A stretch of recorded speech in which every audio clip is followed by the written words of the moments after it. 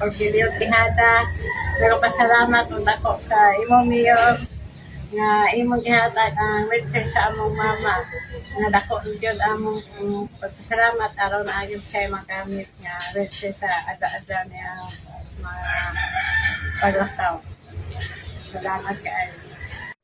Minghapon sa tanan, ako si Nobilin Gabutan, nagpuyo sa Zone 6A, Barangay Tinimpalambong, Malaybalay City. Akong anak si Rapjan Gabutan. Dako kay kong pasalamat kang Mayor Warren Pabillaran sa iyahang wheelchair na gihatag sa akong anak. Dako kay ning tabang sa akong anak nga makagawas-gawas na siya para magpainit. Daghang salamat.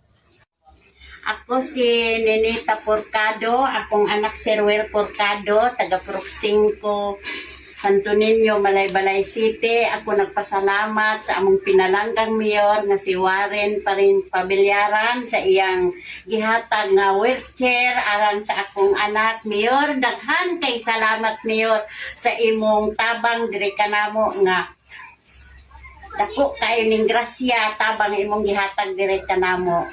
Maayong hapon, Mayor. Ako si Mrs. Florence G. Del Rosario. Akong bana si Jose Umongos del Rosario.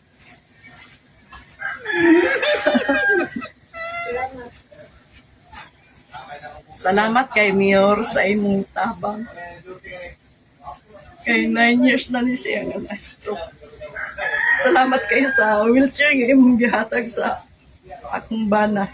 Kay dugay ra gid siya nangandoy nga maka-wheelchair siya. Basta daghan-daghan din salamat Mayor Warren Pabillaran.